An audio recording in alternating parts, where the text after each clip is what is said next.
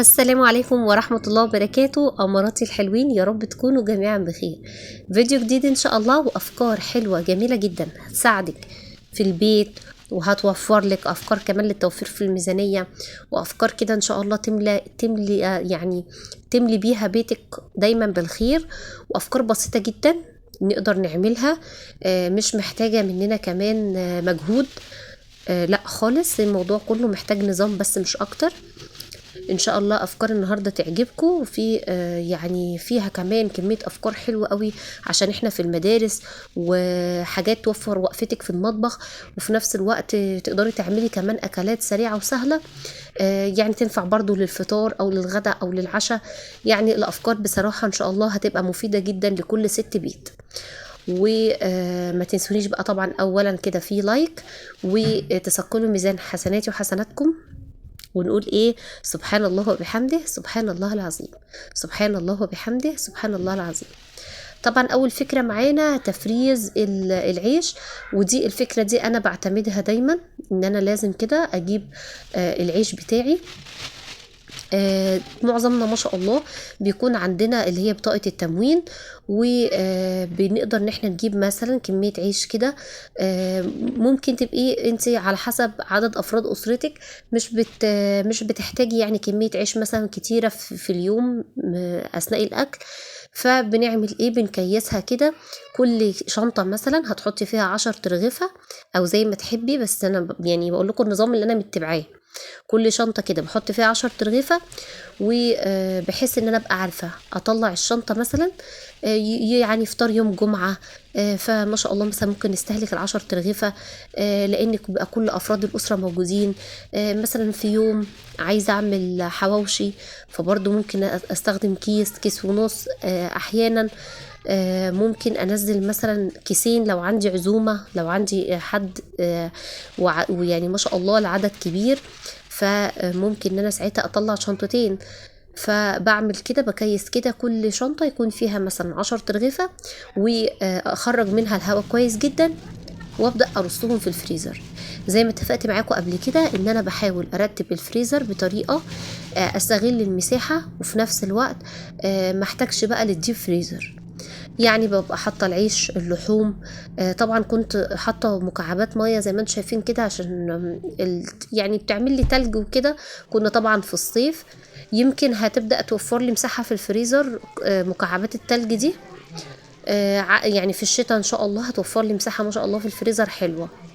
بحيث برضو ان انا حابه افرز مثلا انواع فاكهه زي كده. دايما معتمده في التفريز العلب بصراحه جميله جدا.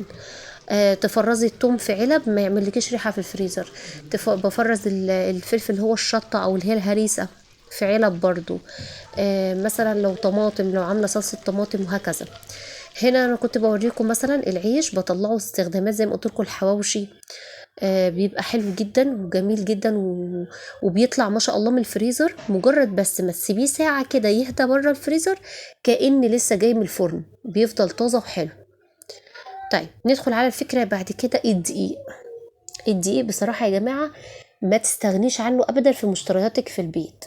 يعني كل زي ما هتجيبي مثلا الرز والمكرونة، الزيت، هتجيبي مثلا اللي هي الأساسيات بقى الشعرية ولسان عصفور، وهتجيبي مثلا شوية البقوليات اللي انتوا بتحبوها، عدس، مستلزمات بقى مثلا كشري، بقوليات بقى سواء فاصوليا والكلام ده كله، فول، الحاجات دي.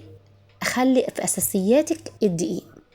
أقل حاجة 2 كيلو دقيق تجيبيهم للشهر بتاعك. هيفيدك في ايه؟ هيفيدك كتير جدا. هنعمل عملنا مع بعض وصفات القرص. تمام. وصفات سهلة جدا وسريعة، ويعني هي مجرد من معاك عندك دي وكيس خميرة وخلاص، ورشة ملح ومعلقتين سكر، وخلاص بتعجني بقى بالمية وباللبن، الحاجة المتوفرة عندك، ومعلقة خل بس كده عشان تدي هشاشة للعجينة. وفي نفس الوقت ما شاء الله بيخلي الحاجة المعجنات تطلع معاكي كده ايه، هشة كده وقطنية. الدقيق كمان هتقدري تعملي صينية كيكة في الأسبوع بتاعك. تقدري مثلا تدي للولاد منها في اللانش بوكس، تحلوا بيها يوم مثلا ممكن تعمليها يوم الخميس وتبقى حلوة قوي. في أيام الأجازة معاكي إن شاء الله جمعة وسبت، فدي افكار حلوه قوي بالدقيق. زي ما انتم شايفين المقاطع كده ممكن تعملي ميني بيتزا. عايزه اقول لكم صينيه الكيكه دي من الحاجات اللي فعلا ببقى فرحانه جدا لما بعملها في البيت، وبعرف وبقدر ما شاء الله ان انا اشكل فيها واطلعها كمان، اعمل منها اللي هي جزء فانيليا وجزء شوكولاته. لو عندك مثلا برطمان نوتيلا كده في التلاجة، بما اننا في ايام مدارس وبنجيب الحاجات دي في مشتريات اللانش بوكس، مستلزمات الفطار يعني وكده، ممكن لو ما عنديش كاكاو عادي بعمل كيكة الشوكولاتة، احط في عجينة الكيكة معلقة كبيرة من النوتيلا، بتديني نفس شكل الكيكة اللي هي الشوكولاتة، وبيبقى طعمها حلو قوي. عندنا برضو فكرة الفشار، لما تبقى جاية برضو في مشترياتك ذرة فشار، يعني لو ربع كيلو كده، هيبقى ما شاء الله تقدري تعملي منه مثلا مرة مرتين كده في الأسبوع للولاد. بيبقى حلو قوي في سهرة الخميس، سهرانين مع بعض كده وعايزة تخرجيهم شوية من جو بقى المذاكرة وضغط المدارس، فتعملهم شوية فشار كده، يعني سناكس كده حلو وسريع وسهل، في نفس الوقت الولاد بيفرحوا بيه. ممكن نجيب برضو بطاطا، البطاطا من الأكلات الجميلة والمفيدة، حلو قوي تنفع في الفطار وفي العشاء. وممكن كمان تقدميها بطرق مختلفة البطاطا، يعني ممكن مثلا تقدميها بطاطا مشوية، او بطاطا بالعسل، او بطاطا مثلا زي كده تسويها وتهرسيها وتضيفي عليها مثلا شوية لبن كده دافيين ومعلقة عسل، فبتبقى حلوة قوي. لو عندك شوية مثلا جوز هند زبيب، بتبقى حلوة تزوقي بيها كده كاسات البطاطا دي، فبتبقى أكلة جميلة وفي نفس الوقت مفيدة وحلوة وسريعة في التحضير. طيب هنيجي بعد كده بقى الروتينات بقى يا جماعة. طبعا أنا بقالي فترة مش يعني بشطب المطبخ مع نفسي، بكون ناوية ان انا اصور معاكم واقول ايه، يعني ايه هشجعكم كده، ويبقى حتى ان نقعد نتكلم مع بعض في مواضيع. بس بصراحة مش بتشجع لان التفاعل قليل قوي على الفيديوهات. فانا عايزة قولولي انتوا بتحبوا اكتر افكار التوفير اللي انا بجمعها لكم مثلا، ولا بتحبوا اكتر الروتينات، روتين اليوم نفسه كان ماشي ازاي، مثلا، او اللي هي الروتينات المشجعة اللي هي مثلا تشطيب المطبخ، يعني افكار سريعة للتنظيف، الحاجات دي. فاهمين قصدي ايه؟ يعني قولوا لي الافكار اللي انتوا بتحبوا تتابعوها بحيث ان انا اركز عليها في الفيديوهات اكتر، وعشان برضو ان شاء الله تبقى جايبة تفاعل، لان بصراحة التفاعل طبعا محبط جدا. ف يعني ايه، يعني الموضوع بالنسبة لي ما بقاش عندي نفس ال يعني عايزه اقول لكم انا مش عايزه والله احبطكم معايا، بس ما بقاش عندي نفس الدافع يعني للتصوير زي الاول، بسبب اني ما بلاقيش تفاعل.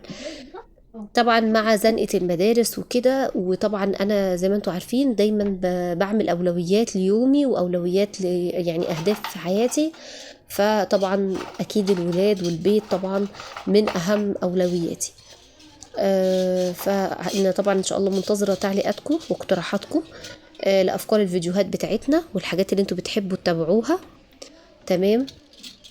ولو حابين برضو ان انا احكي معاكم كده في الفيديوهات عن تجارب مريت بيها فادتني في حياتي، من وانا صغيرة مثلا، اثناء وانا في المدرسة او الجامعة او حتى الشغل، او مثلا مع اولادي تجارب معاهم مثلا اثناء المذاكرة او التربية او كده، او حفظ القرآن، او مثلا اي تجربة ممكن اي ام تمر بيها مع ابنها او بنتها، فممكن عادي ان انا اشارك معاكم الافكار دي. اكتبوا لي بس في التعليقات.